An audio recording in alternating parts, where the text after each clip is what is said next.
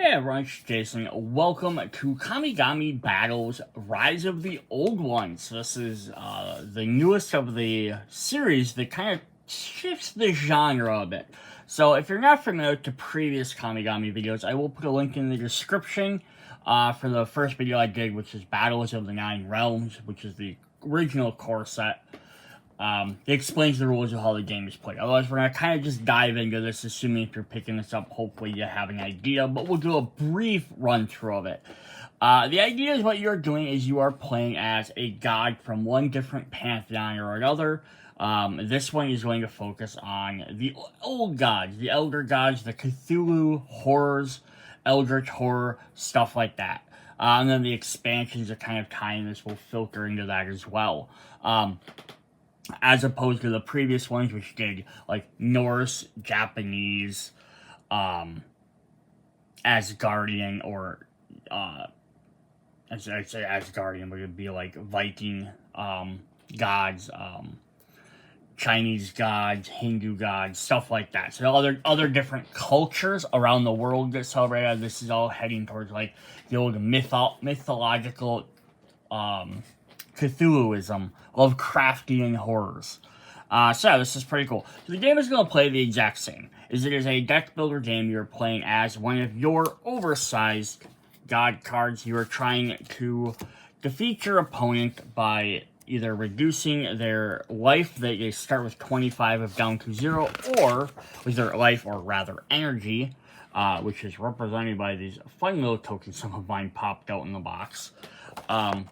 Either reduce your opponent's energy down to 0, or gain yours up to 40 to win. So one of the two different ways you can win. And it's also a resource you might spend on different things. You also can have locations, which some various locations that go with Lovecraftian Cthulhu mythology, that will let you do extra special abilities and stuff like that.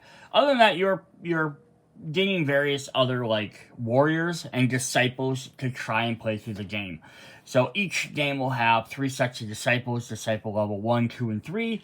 And then as you buy expansions, you can mix and match those together. Those are static decks that are always out.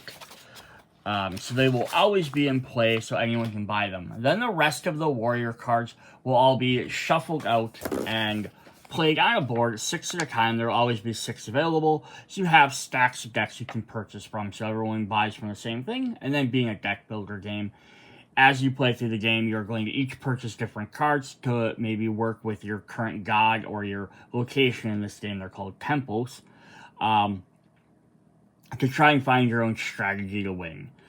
This game does add some extra new concepts. It also adds some artifacts in here as well, which can be mixed into other games very easily if you like to use those. Again, locations become temples, but otherwise they all play the same. The other really cool idea of this is just kind of show on the character cards is we have a cost up on the top for every order. So this one costs 6, one costs 3, 5, so on and so forth. Then they all have colors. So there are no, if you're from a deck building games, once you purchase a card and once you get it into your hand, you don't have to pay for it again. So when you play cards, you get to play one card for free. And then they have chain colors. So anytime I play I play Jack Dalton here, and he's a red, my next warrior card has to be either my warrior or artifact card. Because disciples don't have any. They don't have any symbols up there. They have to chain into the next color. So my next card has to be a green or a yellow. So if I tried to play my Samantha Spade, I wouldn't be able to. So my turn can only go as, I can chain as many cards and I can play as many as I can afford the next color. So if I jump farther down into the deck, I think these are in color order. So if I jump down here, we have Stella Simone, who's a green. So I could play Jack Dalton, followed up by a Stella Simone who has green, and that I have to play a white or a red. So I could play another Jack Dalton, or I could play a Dolores Fletcher, and then you can keep cycling or chaining your cards together to play more cards. So your deck construction, also picking up cards, it's going to make a difference based on those too. If you buy too many of the same things, they don't work. And then each color kind of has its own thing. Like red are usually your attack cards. I don't remember exactly which ones each are. I think like yellow gets you more resources to buy cards. I probably just do a quick look on here. White is usually about drawing cards, giving you more things to be able to play. Blue is deck and hand manipulation. It's letting you discard or mess with your opponent's stuff. Green usually has stuff that I think affects your opponent as well. So some different, they each have their own different colors. So that's basically it. And there's a 2 to 4 player game. And I'm sure you could play more players if you like. Yeah, then you just play back and forth. I don't think any of the other rules have really changed. I'm just going to do a quick look just to remember. If anything else, gods have their own abilities, certain things. So yeah, if you play like a team, you can have a team of 6 players. 3 versus 3. You can always play all out if you like to as well. If you play team, then you win by eliminating your team's players by sealing each of their gods, which is a really fun thing. Yeah, and if you do all out war, you can actually make the game a little bit quicker as well by just reducing some of the number of cards. So you have less options and you're drawing more of the same stuff quicker. Otherwise, I think majority of this stuff I'll say is there's some bunch of the expansions. And there's the 2 new ones that fall with this set. But again, you don't have to buy these to play with them. You can buy any of the other sets and mix and match them. They just have the theming together. I think the only other new card in here is the artifacts, which are a brand new card type, which work just like anything else. They have their chain symbols, their purchase symbols. They just have some other extra stuff. And then the 3 types of abilities on cards, either act, something that once you play the card, you can opt to do it. A react, which you play from your hand, does a certain thing once you play from your hand. Or a reveal, the first time a card is revealed, that when it reveals onto the table after you buy something new, it activates. And then the artifacts, some of them do a persistent, which means they just stay in play. I think there's like one other brand new keyword, but I don't remember what it is. But we'll come across it. We will definitely look it up and mention it. Oh, the other thing I do want to bring out, just as a quick extra little thing in Renner. So we do have agitation. So this does come up quite often. It's an action type. When the ability requires an agitation, reveal the top card of your draw deck. The ability to explain what happens if the specific card is showing it. Put the revealed card in your discard pile. So we do have some specific cards that come up like that. Alright, so before we hop in there, we are just going to do one quick look. We are going to get our deck of randomizers, which will have kind of like sepia-toned cards for all our different cards. That way, if you want to mix and matches with other sets, you can just, I can randomly pick out which Disciple I'm going to play or which Warriors you want to play as. Then they also come with deck dividers, which is really cool. Lots of games don't. They're just on general cardboard, so nothing like super fancy, but still lots of stuff don't have them. But they have all your Disciples, your Warriors all separated, and then like your card can go sit right in there. You can up or you can have them horizontal, depending on how your deck wants to, how you store your cards. So that's really cool. They do have them. Helps make your sorting out your stuff a little bit easier. Alright, let's, without further ado, hop in and actually look at our oversized God cards. I'm going to drop my camera back down a little bit. Can't go too far. These are bigger cards. We're going to start with the big daddy of all of them. We have a Cthulhu. So the 3 symbols on there are just, they're the only reason they're for is they decide what temple you can play. Otherwise, I don't think they have any other aspect or anything else. So each temple will have its own symbol. It's just telling you which ones you can play with this god. So certain guys work better or can only use certain ones.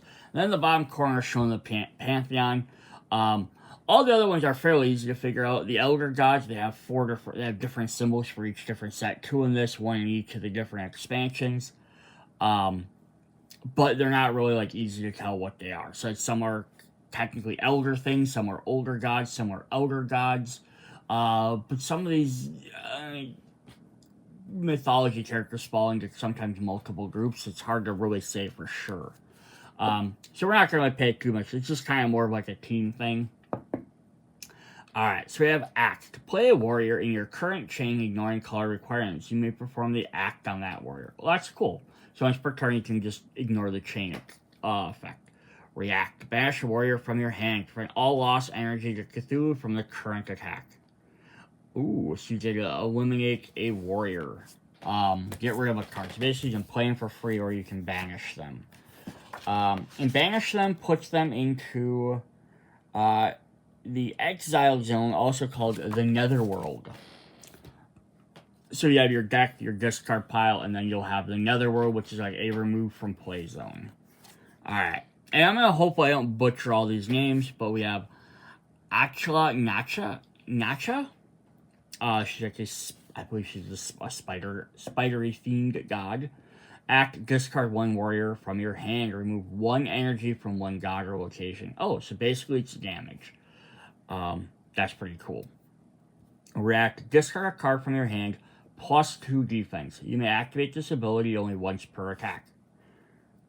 Awesome. So she's going to use disciples and warriors from your hand basically as resources to do extra damage or defense. So basically, she's not worried about playing them as much. Yog Solf, the multi-eyed demon. Act, pay 1 energy, reduce the cost of warriors with the cost of 4 or more by 1 till the end of this turn. Nice, you can buy stuff cheaper. And then react, pay 1 to cancel a god ability. Cool. You have to remember, paying your energy is also your life, so if you don't have a way to gain that back, it's kind of a 50-50 thing I'm doing. Glaki, act, pay 1 energy, reduce the cost of blue artifacts by 2 till the end of the turn. Okay, that's very specific, and you'll make this person not as useful if you're not playing with the artifact deck. So this act with the top 3 cards of your deck. Put 1 in your hand and put the remaining cards at the top or bottom of your deck. Nice. You search the top of your deck. And also what's neat about this is because every time you buy a card, it goes right to the top of your deck. So if you bought 1 or 2 cards, you already know that card's going to be on the top. Then you can use this ability to go ahead and grab it. Yeah, so that's pretty fun as well. Equitha Athikla. Act. Reincarnate a warrior or artifact in the Hall of Heroes and gain 1 faith point per psych or for buying stuff.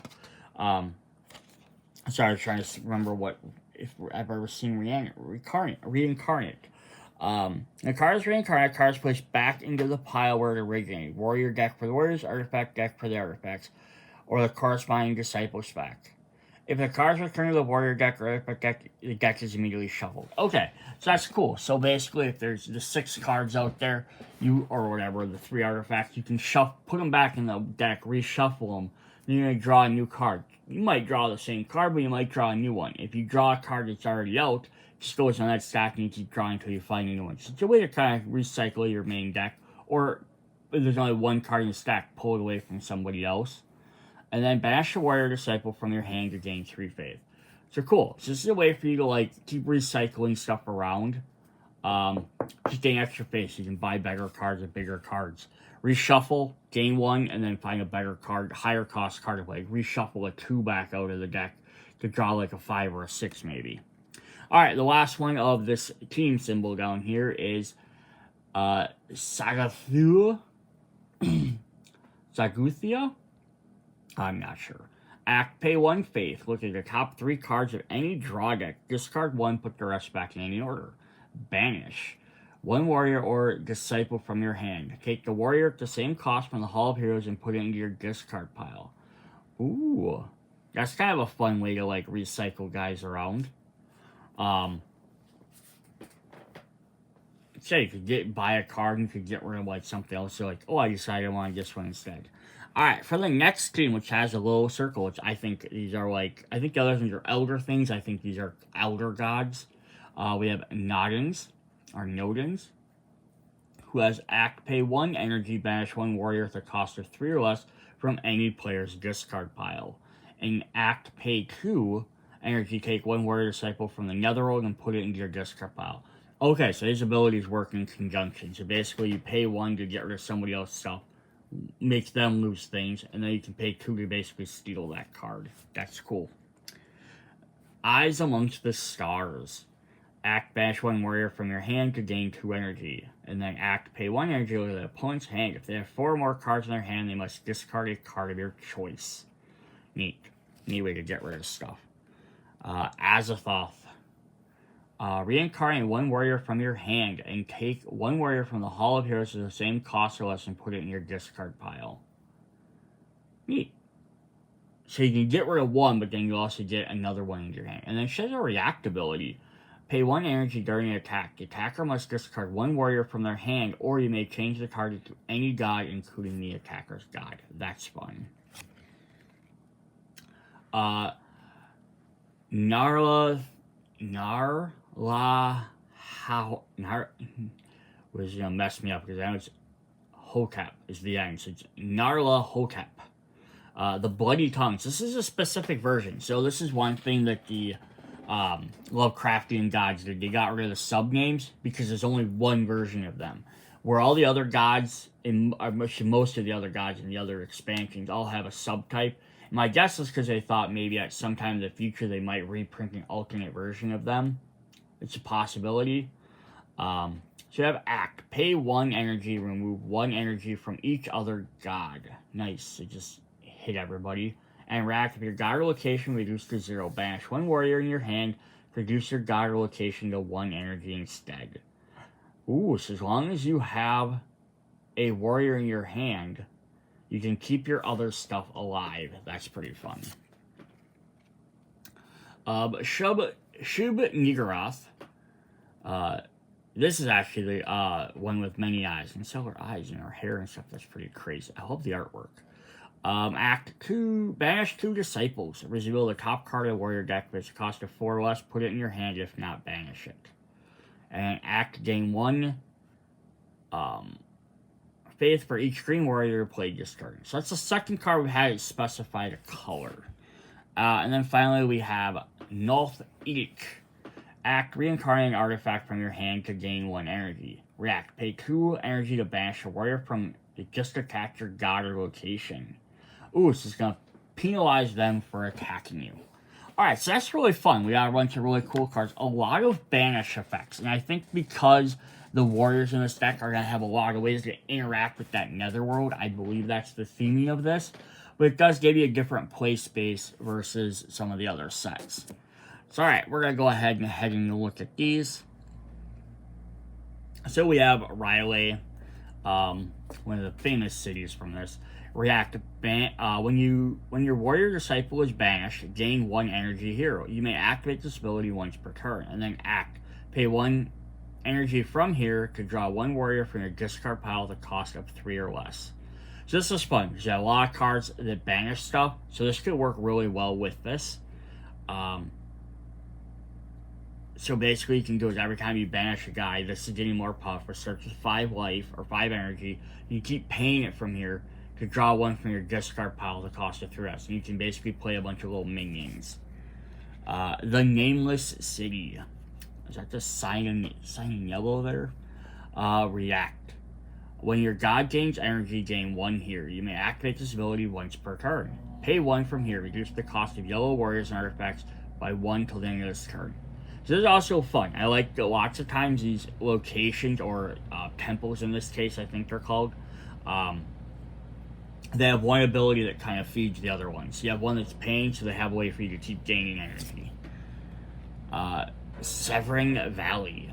Rack. When you purchase a warrior, gain 1 energy here. You may activate this ability only once per turn.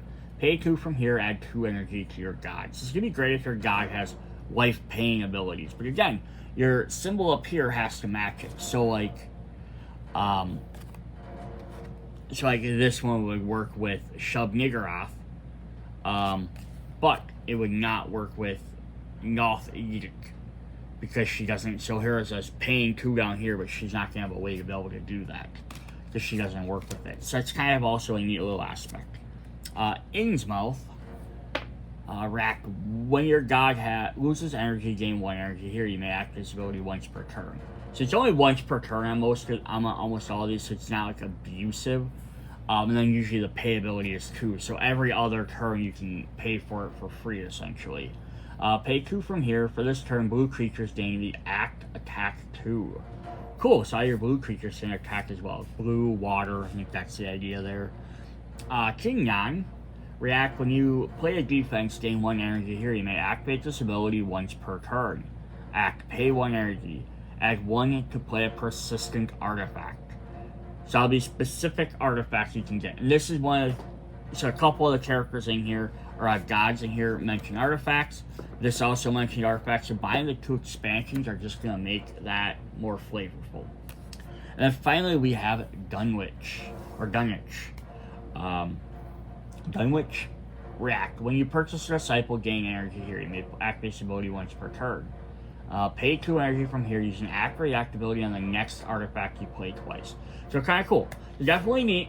Again, the ones that specify artifacts aren't going to be as useful as they would be if you're playing with other gods. Because if you're mixing and matching stuff, you can have every single have the artifact deck built with all of them, and always have it out and just not use it if you don't want to.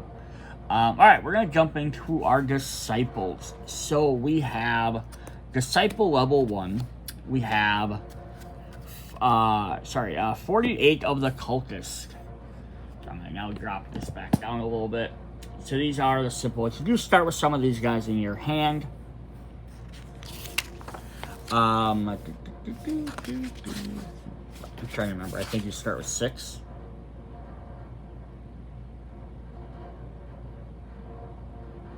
You start with 8 of these cards in your hands. These are kind of like your starting cards to be able to buy stuff. But they do have a cost and everything, because stuff references costs and all that. We also let you purchase more if you'd like to. So they have get 1 face. This is basically your primary way to be able to buy stuff. And then we have banish 1 warrior from your hand, gain 1 energy on your god or location. So this is a great way for a cheap, easy way for you to keep gaining back some stuff. You can buy a cheap warrior card and you can turn around and banish it. And then banishing stuff is actually kind of a nice way to like thin your deck out early on. Buy 2 and 3 cost cards, and as the game goes on, you might want to buy 5 and 6 cost cards. But you can get rid of your cheaper stuff. That way you can draw your better stuff more often. So that's pretty cool too. Then we're going to have 24 copies of the High Priest, which is Disciple number 2. So Disciple number 2 will say get 1 faith for each Disciple when you play this turn. So it's going to benefit you for drawing a lot of them. And then banish High Priest to gain 3. So this is kind of a neat one because you don't start with any of these, so you can purchase them. And effectively, they could be very powerful early on, but then after a while, when you start having a lot of cards, you could just get rid of them and you get like a really big card. So that's pretty fun as well. And then we have 18 of Disciple level 3, which also only costs 2, which is Servitor of the Elder Gods, search your deck for an artifact and put it on top of your deck. React. Defense 2, you may discard Disciples from your hand to increase the defense by +1 for each Disciple discarded this way. So it's kind of neat. Lots of Disciple playing here. You also start with 2 of these, so you get to start with 2 defense, potentially, again, depending on how you draw your hand. You might get 1 in each of your first 2 hands, or you might get 2 in your first hand or 2 in your second hand. But you get at least potential defense early on in the game. Plus, you have more Disciples, especially early on, like right off the bat. Your entire hand is only Disciples, so you could just discard your entire thing and then redraw at the beginning of your next turn anyhow. So that's pretty cool there. Alright, then let's hop in and look at our warriors. So we have 5 copies of each warrior. So I'm not going to throw all 5 up, obviously, but we have Jack Dalton, Adventurer. So he's a red character, and then he has a sub of green and yellow, and I'm not going to read all of them, but he has cost of 6, so he has attack 4. The god is damaged by this attack with 1 energy from that player's location. Ooh, so that's kind of fun. Get rid of some of their other stuff. And I don't know if any of these guys, if they're just created characters or if they have any link to some of the mythological stories or not. If you know, hit me up in the comments. Let me know. We have Samantha Spade PI. It's a 3 cost. Attack, or act, it says attack 2. If a god location is damaged by its attack, draw a card. Our next red warrior is a 7 cost Mad Dog Marino, the mobster. Act attack 6, so that's pretty darn powerful. Especially when you only have 25 life. That's not going to take too many hits of that.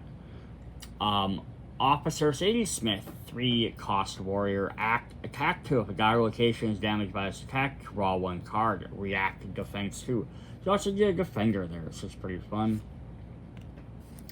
We have a Shogoth, 5 cost warrior. They're all warriors. I don't know why I keep saying that, but attack 3. Shogoth gains +1 attack for each card used for defense against Shogoth.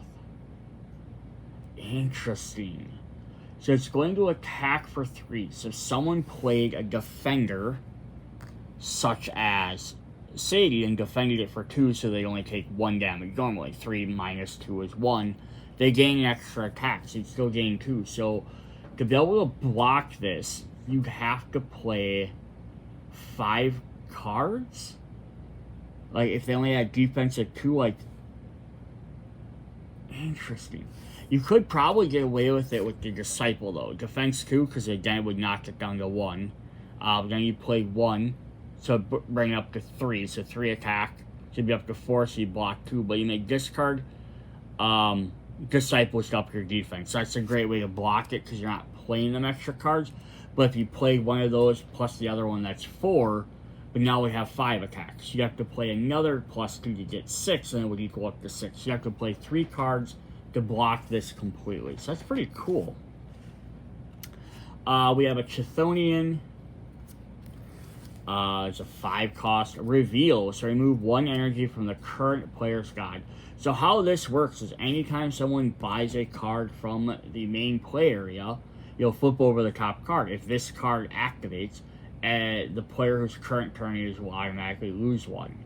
And that ability is ignored from then on. And then Act has attack 5. And it's actually neat. So you got some of the stuff that lets you like banish or reincarnate warriors back to the deck and draw a new one. You have more ways to recycle without just purchasing cards. That's pretty fun. Our last red warrior is Servants of Galeki. Alright, she has attack 2. If a god or location is damaged by this attack, draw a card. React. If banish, perform agitation. This is where again will reveal the top card of your deck. And see if it is a Disciple is revealed. Discard the servants instead of banishing them. Oh, okay. So if it's banished for some reason, so whether it's opponent is banishing your card or you have a way to banish it, you can reveal the top card of your card. In fact, if it's a Disciple, you don't have to banish it. So this works really well if you're buying a bunch of Disciples. That's actually pretty cool. Neat. Yeah, so it works in your favor or your opponent's favor. Alright. Then we're going to jump into white. So we have some white characters. So there's always going to be more red ones. Like when you do your deck construction, you pick six different red characters. I just want to look at this. So we have 1, 2, 3, 4, 5, 6, 7. We have 7 of them, and you in deck construction you pick, I believe it was 6. I just want to double check the rules to make sure I'm saying that right. Yeah, you choose 6 of the warriors and 3 of each of the other colors. So we have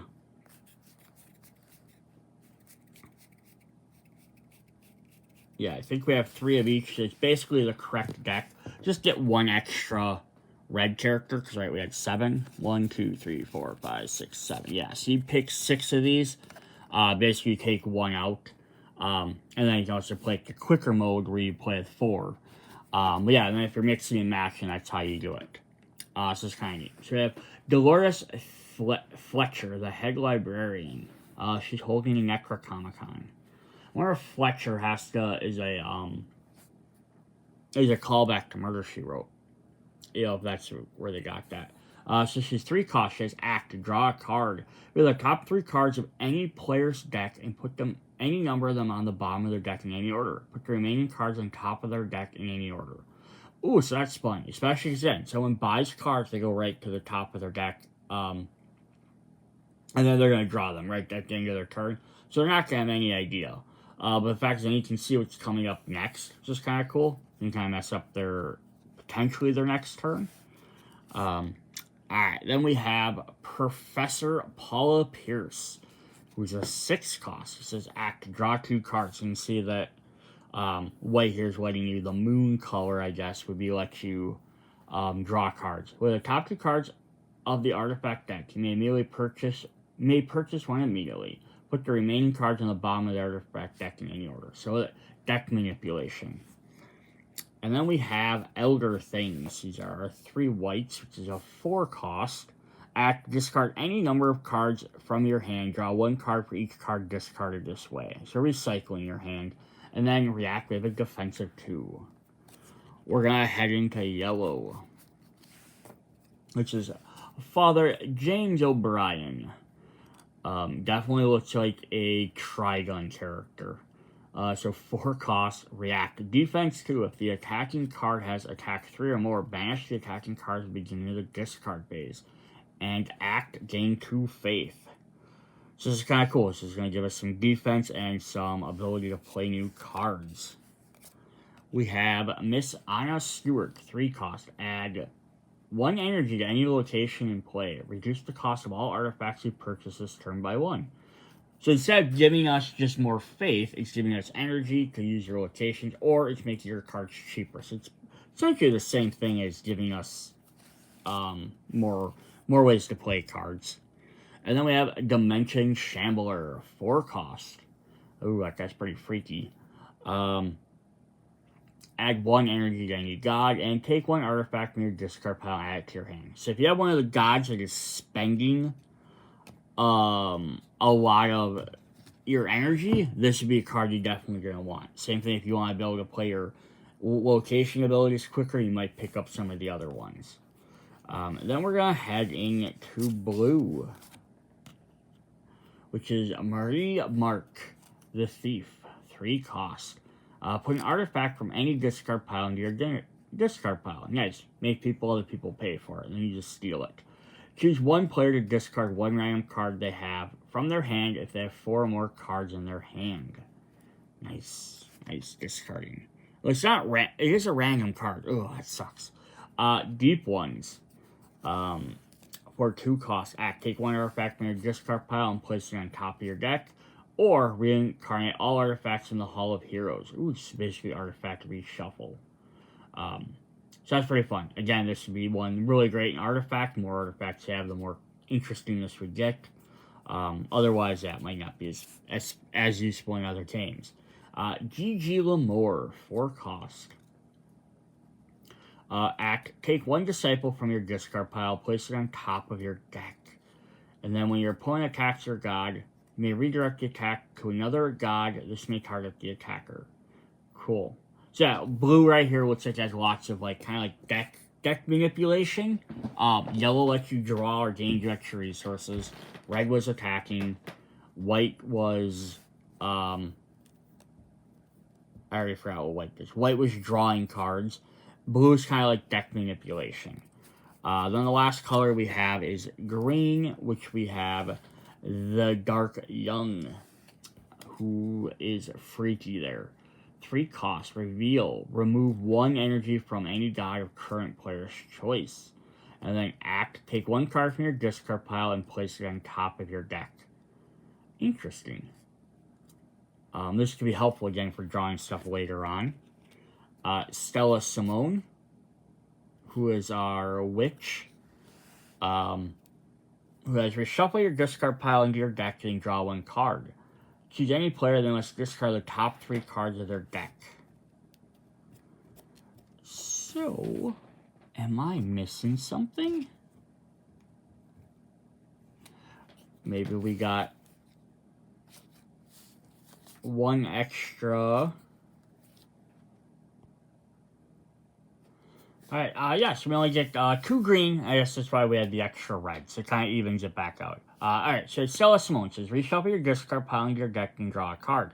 Choose any player, they must discard the top 3 cards of their deck. So this is just being mean about messing with your opponent's deck and discard pile. Playing with your discard pile like Resurrection stuff. Kind of cool. So I wonder then if in the 2 expansions, if they're gonna have the same thing, or maybe like one might have more green than one of the other colors, or they might do something like that. Kind of neat. Then the last bunch of cards we have. So the backs of the cards all look like this, but I didn't show it. Artifacts all, of course, look the same. We have the artifacts, which are the brand new card type. So we do have 5 copies of the lightning gun. This is the other keyword I couldn't think of, was common. So you have a lot of the same exact stuff. They just gave it a different look, so you can tell immediately it's not a warrior. Kind of looks just be like a faded document. We have the lightning gun, which has the same way as the reds. The greens plays the same way. Act. For the rest of this turn, all your attacks gain +1 attack. And react. Banish 1 persistent artifact. Nice, we can get rid of some stuff. We have Mist Projector, which also has 5 copies. So as act, at the beginning of your discard phase, you may put any number or any water or blue warriors that you play this turn on top of your deck instead of your discard pile. Interesting, so you put them right back into your deck. Cool. And act, add 1 energy to a persistent artifact. So this should be interesting. Let's see how some of those work. Now, there's only 1 copy of all the rest of these. So we're going to jump into red. We have the Dust of Ibn Ghazi. It says, act, warriors and disciples cannot defend against your attacks this turn. And act with the hand of the player who has 4 more cards in their hand. Choose 1 disciple there and discard it. The Necronomicon. Act, add 1 energy to this artifact. React. When it's attacking, perform agitation X times X on this artifact. Add +1 attack for each disciple revealed. Then, if artifact is revealed, banish the Necronomicon. Interesting. So when attacking, perform agitation X times, where X is equal to the number on this artifact. So it's going to be at least 1. So the top card of the deck, add 1 attack if a disciple is revealed. If an artifact is revealed, she'll banish Necronomicon. So one way to play this is just to only have the 1 artifact, right? And it's only 1 time, but it's always 1 thing. But if you play that Mist Projector and you got a couple of those out, you could basically pump this up more. The only problem is eventually if you reveal that artifact, you have to get rid of it. Interesting. The Ring of Ebion. The top 3 cards of your deck. Draw 1 of them. Put the remaining cards back on top of your deck in any order. Nice deck searching. Not bad. Pantonic Manuscripts. Act to draw a card. React. Cancel the effect of the artifact just played. Interesting.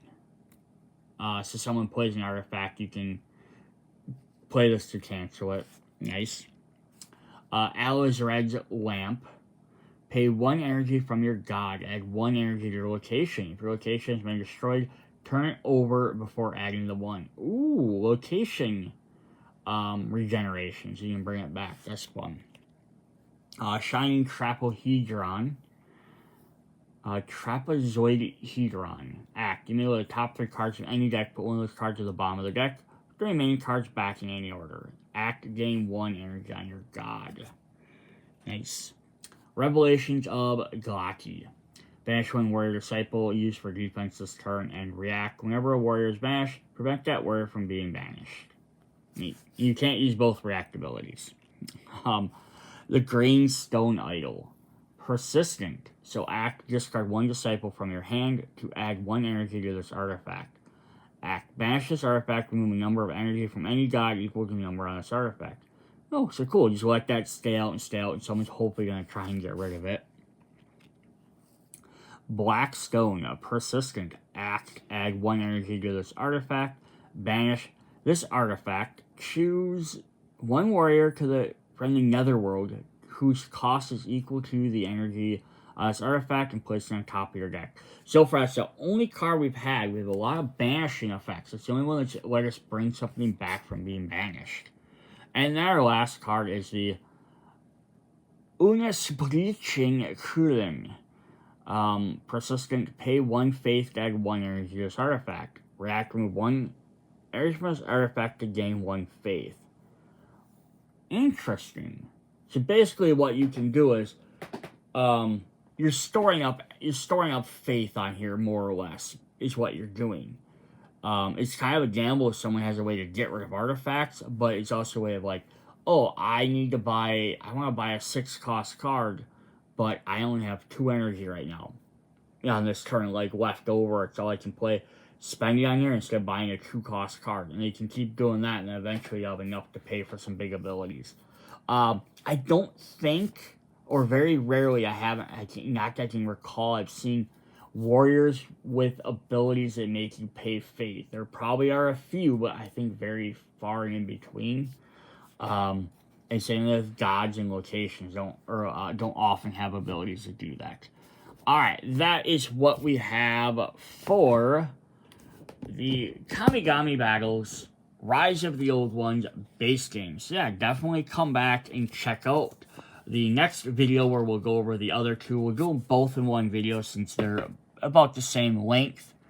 About the same deck sizes, so, you know, same gods for each. Two separate boxes for the same as there being one in here. You can check out the rest of the Kamigami Battles if you really like the gaming system. We have all the different other Panthologies. See you guys later. Bye.